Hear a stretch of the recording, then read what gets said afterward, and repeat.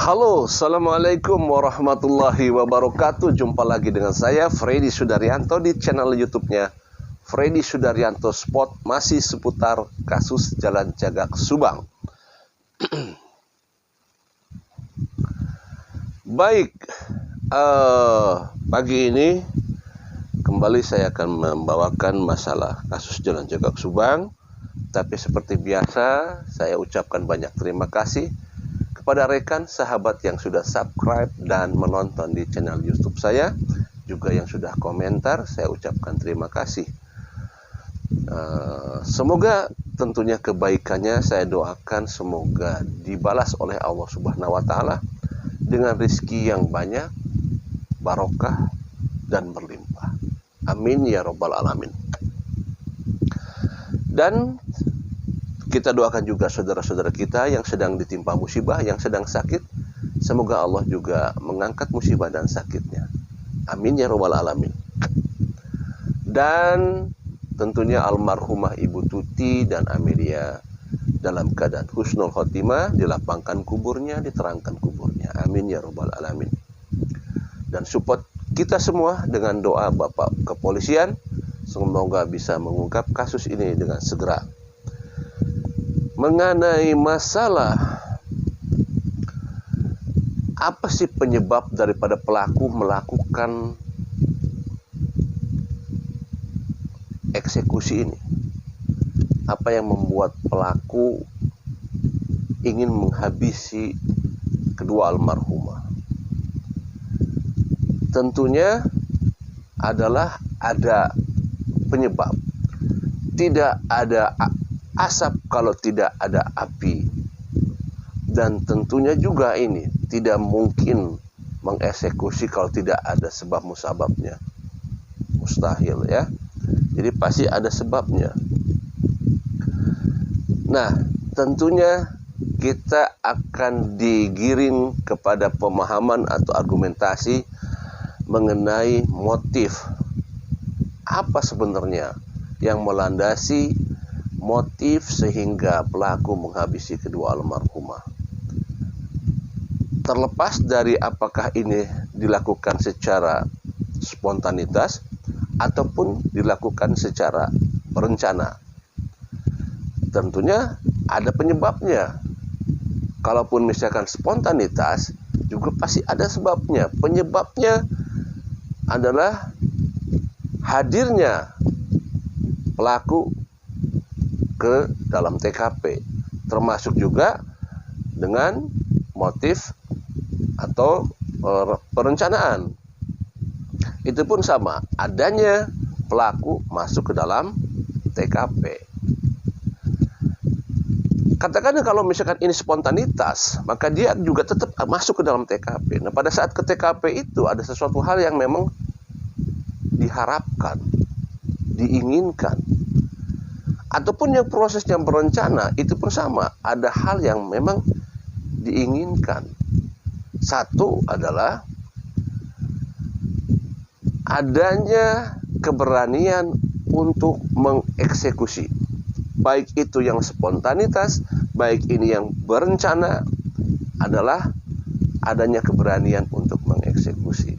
Nah, kekuatan apa yang membuat si pelaku sehingga berani mengeksekusi? Begini, kalau kita kembali lagi kepada personality kita, personal, manusiawi. Pada saat kita contoh aja melihat darah aja, tidak semua orang bisa kuat melihat darah. Contoh saja pada saat kita Idul Kurban misalkan ya, lagi menggorok memotong hewan kurban, itu pun tidak semua orang serta merta tega melihat gitu ya, berani melihat daripada proses pemotongan. Tidak semua orang bisa. Ada juga yang takut, malah kebanyakan juga tidak berani melihatnya ya.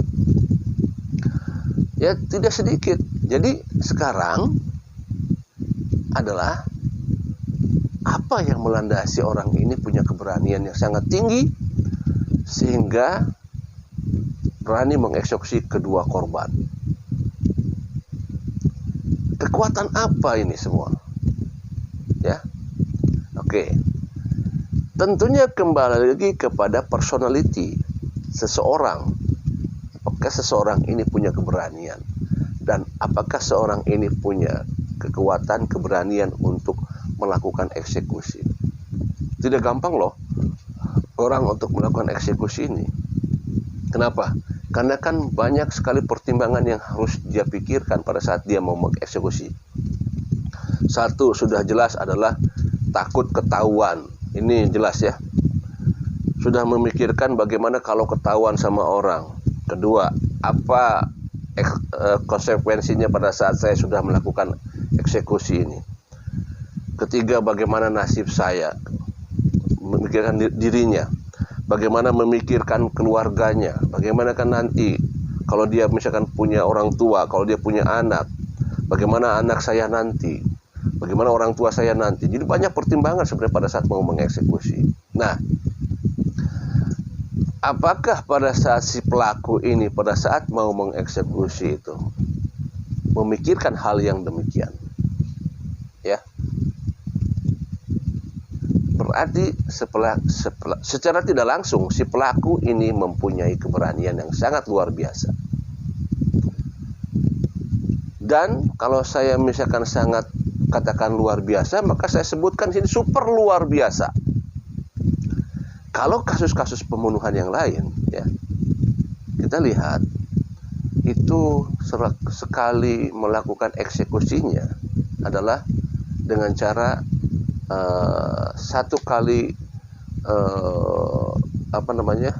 gerakan terhadap organ-organ vital satu kali. Nah, ini di kasus ini sangat super luar biasa karena kita lihat ada di media ya yang menyampaikan betapa kondisi daripada korban yang sangat luar biasa. Ya. Nah, oke, kembali lagi. Sekarang kita kembali lagi ke masalah siapa sih sebenarnya pelaku ini sehingga tega menghabisi korban begitu sadis ya, begitu sadis sekali. Kekuatan apa yang dia miliki sehingga dia berani? Nah, kembali lagi sekarang adalah karakter daripada personal pelaku ini. Karakter pelaku adalah pasti seseorang yang memang dia ada sesuatu hal yang di luar keadaan normal manusianya. Ya, antara orang yang takut dengan orang yang berani kan itu sangat berbeda. Sangat-sangat berbeda. Nah, motifnya apa sekali lagi sehingga dia berani mengeksekusi ini? Kalau kita kembali lagi ke hari pertama kejadian, ya, hari pertama kejadian pada saat Ibu Kapolres Subang, AKBP Ibu Sumarni mengatakan waktu di TKP pernah secara langsung berbicara dengan saksi-saksi ya, dan pernah menanyakan apakah ibu atau almarhumah punya utang piutang ya, pernah ditanyakan begitu. Apakah ibu punya musuh? Apakah ibu pernah ada yang meneror ya? Di awal-awal itu saksi yang ditanya adalah mengatakan bahwa jawabannya tidak ada utang piutang, tidak ada yang meneror, dan tidak ada yang pernah sakit hati atau dan sebagainya. Itu semua dijawab tidak, karena kemungkinan memang hari pertama itu memang ya lagi inilah tidak sempat terpikir hal-hal itu. Nah, seiringnya berjalan ke sini ya, seiring berjalannya dari 1 bulan 2 bulan, muncullah info-info di media. Adanya beberapa saksi yang diwawancara ya, kemudian adanya saksi juga yang berbicara di media. Muncullah info-info masalah adanya teror ya. Muncullah informasi adanya masalah utang, informasi munculnya adanya masalah keuangan, ya, muncul semua itu, akhirnya kesini muncul. Nah,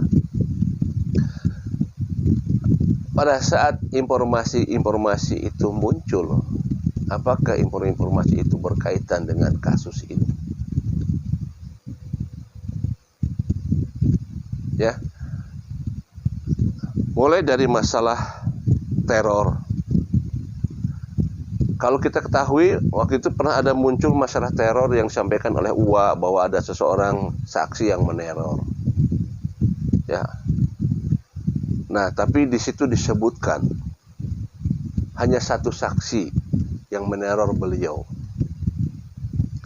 Pertanyaannya, apakah ada saksi lain juga yang meneror selain, katakan kalau saya ini kasih inisial Z aja lah ya, supaya tidak ada asumsi. Katakanlah misalkan kalau di media waktu itu ya, keluarganya dari almarhumah Ibu Tuti pernah mengatakan bahwa adanya seseorang yang meneror almarhumah Ibu Tuti. Katakanlah Z lah ya, inisialnya Z. Nah, pertanyaannya, apakah ada orang lain selain Z yang meneror juga almarhumah Ibu Tuti? Nah, ini pertanyaan ya. Jadi begini, kalau misalkan gini, kalau kita pun misalkan nih, Bang Fred kenapa sih kok jadi bertanya kepada netizen? Nah, gitu kan. Gini maksudnya, kalau kita tahu, kalaupun kita tahu, kita akan bertanya dalam suatu media ini ya. Katakanlah saya tahu misalkan ya, ada yang meneror lagi misalkan ya. Enggak lantas saya mengatakan ada yang meneror lagi kan, karena kan itu harus dibuktikan dengan data ya, harus dibuktikan data. Kalau misalkan ada yang meneror lagi, mana datanya kan gitu kan ya. Ya, jadi kan saya sampaikan pertanyaan, jadi apakah ada yang meneror lagi selain Z yang tadi saya sampaikan, misalkan saksi Z ya. Kalau saksi Z kan di media sudah ada ya, tapi pertanyaan sekarang, apakah ada saksi lain yang meneror Ibu Tuti selain Z?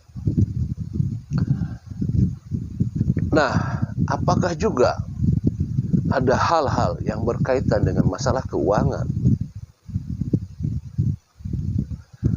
Jadi secara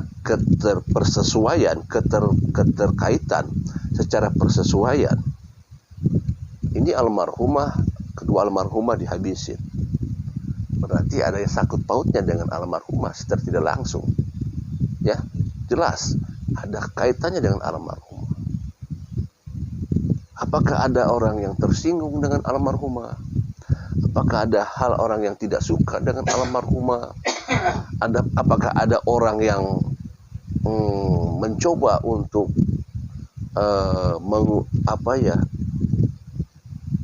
menjatuhkan almarhumah? Ya, kita ketahui bahwa almarhumah itu di yayasan, terutama Ibu Tuti, adalah walaupun hanya sebagai bendahara, tetapi secara tidak langsung almarhum itu sebagai decision maker, membuat keputusan. Walaupun di sana ketuanya adalah Kang Yoris ya, di yayasan itu, tetapi tetap yang namanya ibu itu kan punya kekuasaan tidak sebutnya apa kalau gitu ya, kekuasaan yang katakanlah Yoris kan ketua lah ya, tapi decision maker tetap aja di Ibu Tuti gitu ya. Pembuat keputusan akhirnya tetap ada di almarhumah Ibu Tuti, sehingga apapun yang diputuskan oleh almarhumah ya, walaupun misalkan informasinya misalkan dari, kalau di organisasi kan ada Kang Yoris ya sebagai ketua, tetap almarhumah sebagai, sehingga tidak mungkin, apakah mungkin ada seseorang atau beberapa orang yang memang tidak puas atau tidak suka dengan keputusan yang disampaikan oleh Ibu Tuti? Apakah ada orang yang dikecewakan ya dengan keputusan Ibu Tuti, ataukah ada orang yang memang mengharapkan sesuatu dari Ibu Tuti yang Ibu Tuti tidak menyanggupinya, tidak melaksanakannya. Inilah mungkin juga bisa jadi sebagai faktor utama daripada kasus pembunuhan ini. Ya. Ketidaksukaan, kekecewaan atas keputusan Ibu Tuti. Ya, tentunya ini sudah ada di kantong penyidik. Tinggal tunggu saja kapan waktunya, dan kita doakan selalu agar kekuatan-kekuatan apapun tidak akan mempengaruhi keputusan atau pekerjaan daripada penyidik. Dan yakinkan bahwa kita yakin pihak kepolisian bisa mengungkap kasus ini. Demikian materi pagi ini. Assalamualaikum warahmatullahi wabarakatuh.